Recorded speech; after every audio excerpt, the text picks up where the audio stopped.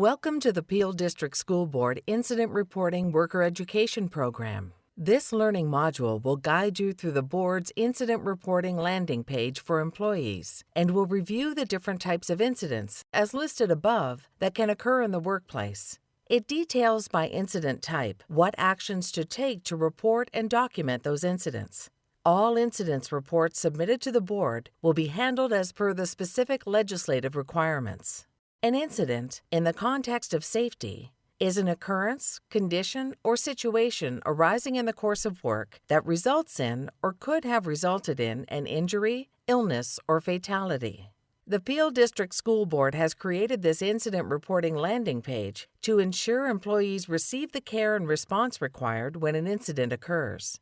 Centralized reporting also greatly improves data collection, and better data means better analysis of problems, better planning, and better solutions that increase everyone's safety. The safety of all employees is paramount. No matter the cause, if you are injured at work, your first response is to seek medical attention, be it first aid or by the summoning of emergency response 911 and informing your immediate supervisor of the injury. WSIB Form 82, pictured here, summarizes the steps required when an injury at work happens. This form is required to be posted on all Peel District School Board health and safety bulletin boards. The Employee Incident Reporting landing page provides everyone one access point to find multiple report forms from multiple departments such as Health and Safety, Leadership Development Support Services, and Special Education Support Services. The landing page contains a short guided questionnaire to ensure all applicable report forms are completed. All report forms found on the Incident Reporting landing page are electronic, which enables better data collection and helps the board in its reporting and communication requirements. To access the Incident Reporting landing page, once you have logged in to peelschools.org, click on the Workplace Incident Reporting chiclet on the Staff Home intranet page. This will take you immediately to the reporting landing page. The Employee Incident Reporting landing page contains a short series of guided questions in the form of checkboxes to help determine what type of incident has occurred. Simply use the checkboxes to indicate what happened, and the tool will select the forms that you need to complete based on your answers. Before the short questionnaire begins, you will need to indicate whether or not the incident that has occurred is a critical injury. Click the question mark button next to the question for additional information and definitions. Here is the definition of a critical injury, as per Ontario Regulation 834 made under the Occupational Health and Safety Act. Critical injuries are serious in nature and are subject to strict reporting and investigation requirements. If you have been critically injured, your supervisor must take immediate action to ensure you receive the medical assistance you need, ensure others are not in immediate danger, notify the Ministry of Labour and other board parties of the injury, investigate what happened and why it happened, and take steps to prevent similar injuries in the future. When completing the guided questionnaire on the Employee Incident Reporting landing page, check everything that applies to your specific incident. This will ensure the correct forms you need to complete will be displayed. Only the required forms you need to complete will be presented as a link. Click on each link and follow the instructions or complete the form. Let's look at each type of incident in more detail, starting with first aid incident reporting. All employers covered by the Workplace Safety and Insurance Act are required to have first aid equipment, facilities, and trained personnel in all workplaces. If you have been injured in any way, always seek out first aid treatment. To report an incident that resulted in you receiving first aid treatment, make sure you check the box in the first aid section of the questionnaire where it asks if first aid treatment was received. When you check this box and submit your questionnaire, the following link will appear. Click on the link to access the first aid form. Please report your first aid injury using the online forms shown. A copy of this report will be sent via email to the Abilities and Health and Safety Departments, as well as your supervisor. Please make sure to report any hazards that may have contributed to your injury to your supervisor directly. Supervisors are required to review all first aid reports and take corrective actions as required. All corrective actions taken must be communicated to all affected employees. The next type of incident we'll review is an incident that results in healthcare and/or lost time. For the purposes of reporting, healthcare and lost time injuries means an injury sustained where an employee is entitled to benefits under the Workplace Safety and Insurance Act. A worker is entitled to such health care as may be necessary, appropriate, and sufficient as a result of the injury. Specially, healthcare injuries or illnesses are when a worker did not lose wages but incurred healthcare costs as a result of a work-related incident. Example, you received treatment for a workplace incident from a healthcare professional such as a chiropractor, dentist or oral surgeon, massage therapist, occupational therapist, optometrist, physiotherapist. Lost time injuries or illnesses are when a worker loses time from work after the day of an injury or illness and/or loses wages as a result of temporary or permanent work-related impairment. Always report healthcare and lost time injuries immediately. To report an incident that resulted in you requiring healthcare and/or lost time from work, check the appropriate box or boxes in the Healthcare Received or Lost Time from Work section of the questionnaire. Once you have completed the questionnaire, you will see additional information within the Form Links section. Healthcare and lost time injuries are reported to the board by an employee's supervisor. You will be instructed to contact your immediate supervisor right away to report your injury, and your supervisor will complete a Supervisor Incident Report that contains detailed accident and investigation information. When using the Employee Incident Reporting landing page, it is important to read all messages that appear on the screen. These messages contain important information and instructions that help the board ensure all incidents are tracked and followed up on. This slide shows the WSIB claims process. The board's Abilities Department has specialists and partners who will contact you to assist with the claims process and help you return to work where required. When a healthcare or lost time report is submitted, the PDSB Abilities Office will submit a Form 7, Employer's Report of Injury, to the WSIB. A copy of this report will be sent to your PDSB email account. The WSIB will then request a Form 6, Workers' Report, directly from you. The PDSB Abilities Office will contact you to discuss early and safe return to work options. The next type of incident report you may need to complete is a Workplace Violent Incident Report. The Ontario Occupational Health and Safety Act contains a 3-part definition of workplace violence. It is important to note that workplace violence is by a person, meaning anyone, including employees, students, or parents, in any location where you are working, such as on a field trip, in a parking lot, within a board building, or at a conference or meeting. Some collective agreements also contain a definition of violence that is different than from the OHS Act. Please take a moment to review the definition on the slide. Examples of workplace violence include verbally threatening to attack a worker, leaving threatening notes at or sending threatening emails to a workplace, shaking a fist in a worker's face, wielding a weapon at work, hitting or trying to hit a worker, throwing an object at a worker, sexual violence against a worker, kicking an object the worker is standing on, such as a ladder, or trying to run down a worker using a vehicle or equipment. Can you think of any other examples that you have heard of? If you have experienced workplace violence, please report the incident by selecting the appropriate box or boxes in the Workplace Violence Involved section of the questionnaire on the Employee Incident Reporting landing page. Once you have completed the questionnaire, a link will appear to take you to the online Workplace Violent Incident Report. The Employee's Workplace Violent Incident Report is a web-based online form. Use this one form to report workplace violent incidents from any source. Please ensure you check off all applicable boxes in each category on each page. Please speak with your supervisor or your supervisor's supervisor if your supervisor is involved if you are unsure of how to categorize any details of the incident. The Workplace Violent Incident Report has been improved to collect more incident details, which results in better data collection, analysis, and supports for employees. In various sections of the form, you will see details highlighted. Click on it to get specific information about the question. Your supervisor will be notified electronically when you have submitted a Workplace Violent Incident Report.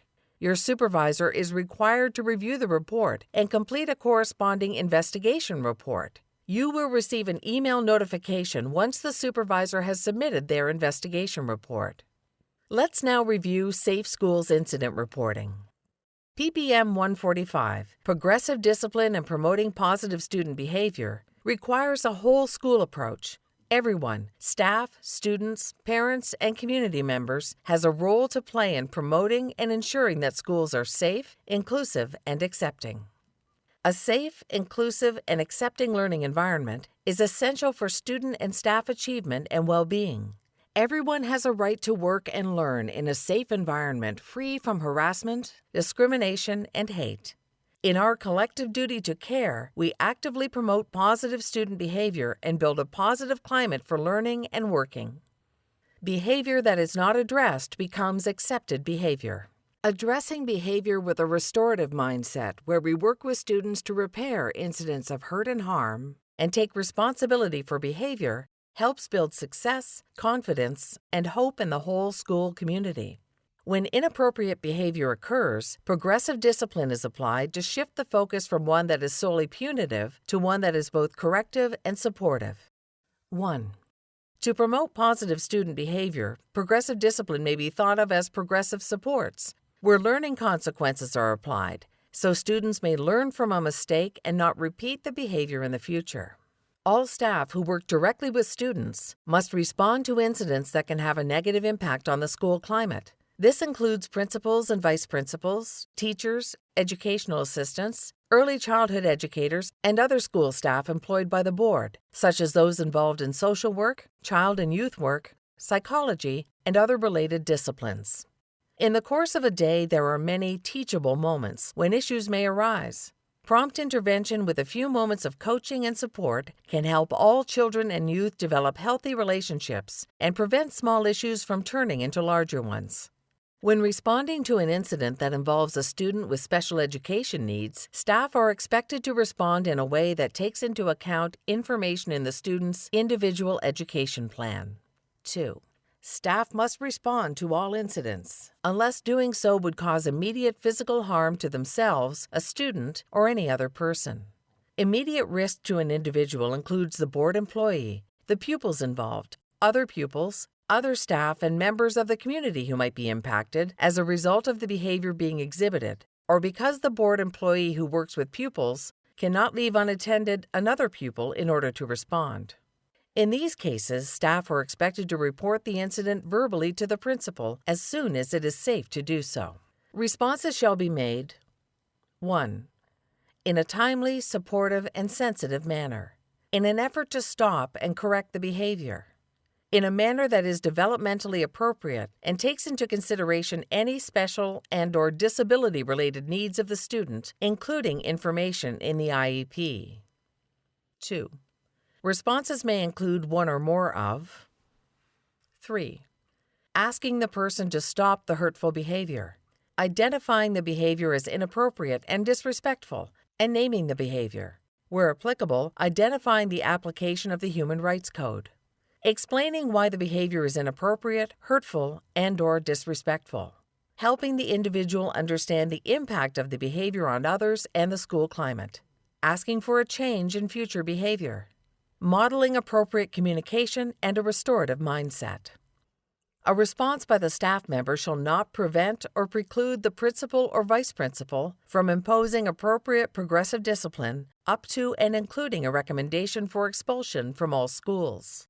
A Peel resource to provide tools for staff to help promote positive student behavior and respond to discrimination and harassment may be accessed electronically. Staff may choose to spend some time practicing and discussing ways to respond that make it clear that the behavior is not okay and will not be tolerated.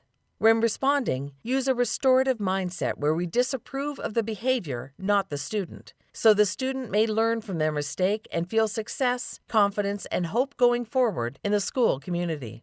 All staff who work directly with students must respond to behaviors, as long as it is safe to do so, that are contrary to the provincial, board, and school codes of conduct as listed on the screen. The purpose of Safe Schools incident reporting is to ensure that the principal is aware of any serious student incidents taking place in the school, for which suspension or expulsion must be considered, and to help ensure a positive school climate. 1. The employee must report the behavior orally to the principal or designate at the earliest, safe opportunity, and again in writing through the Safe Schools Incident Report no later than the end of the school day. Student behaviors that must be reported to the principal and require a principal or vice principal to consider suspension are on the screen. Take a moment to review the slide. Student behaviors that must be reported to the principal and require a principal or vice principal to consider expulsion are on the screen. Take a moment to review the slide. All employee reports, including those made to the principal orally, must be confirmed in writing using the Safe Schools Incident Reporting Form Part 1 by the end of the school day. Where the principal is the sole witness to an incident, the principal is similarly required to use the reporting form to confirm in writing what they witnessed. Check the boxes which apply to the incident that was observed or heard. Click on this link to access the Safe Schools Part 1 reporting form. Complete the Safe Schools Form Part 1 and submit. Once the oral report has been made, the principal or vice principal is able to investigate in a timely manner. 1. Any incidents reported to the principal will be investigated. The principal determines what disciplinary action, if any, is required. 2. Through progressive discipline, the principal will determine appropriate learning consequences and supports to help students improve their behavior while taking into account their individual circumstances and any mitigating factors. 3. The principal will inform the parents of the student who engaged in the incident. If another student was harmed, their parents will also be informed. Communication between the principal and school staff about the investigation and the results of the investigation is a shared responsibility and is an important factor in meeting student needs and fostering collaboration in the school. 1. The principal must not disclose more personal information than is reasonably necessary for the purpose of communicating the results of the investigation in accordance with subsection 300.25 of the Education Act. 2. This information must be provided in a timely manner so that school staff can work with the principal to best meet the needs of students, support a positive school climate, and help prevent future inappropriate behavior from taking place. When the principal or vice principal receives the Safe Schools Incident Reporting Form Part 1, the principal must provide the employee who reported the incident with written acknowledgement using the Safe Schools Incident Reporting Form Part 2. The form on the screen is the information that the principal or vice principal completes for Form 2, as required by ppm 145. This form now indicates whether the investigation is completed or in progress. The form also indicates that once the investigation is completed, the principal or vice principal will communicate the results of their investigation at a mutually convenient time with the teacher and other school board employees who reported the incident where it is appropriate. The principal or vice principal will only disclose information that is necessary to communicate the results of the investigation. The next type of incident we'll review is one involving the physical restraint of a student. Physical intervention is when a person's freedom of movement or physical activity is restricted. The purpose of using physical intervention is to maintain the safety of self or others. It is important to note that only employees who have been trained in physical intervention may use these techniques. Procedures for the use of physical intervention are found in a student's safety plan. All use of physical intervention will involve some possibility of injury to students and/or staff, and therefore should be used with extreme caution. Staff who have been trained in physical intervention should have regular review of that training with a certified CPI Peel Board instructor. As required by Special Education Support Services Operating Procedure Number 17, school teams must report when physical restraint is used. Check the appropriate box in the Employee Incident Report landing page questionnaire to indicate that an incident has occurred where physical restraint of a student was used. Once you have completed the questionnaire, a link will appear to take you to the Use of Physical Restraint form. This form will be received and reviewed by the Special Education Support Services Department. Schools will be contacted directly as required regarding any necessary next steps and additional central board supports. Now that we've reviewed the different types of incidents and how to report them, let's explore providing the board with an incident or injury update with respect to any new developments or clarifications regarding previously submitted information. Sometimes an incident can change from one that requires first aid to one that requires health care. Sometimes additional information about an incident is discovered at a later date. You can utilize the Update My Injury button on the Employee Incident Reporting landing page to provide an update to the board. As always, you should also speak with your immediate supervisor regarding any update to your injury or incident. When completing this form, please provide the original date of your injury and all new details relevant to your incident.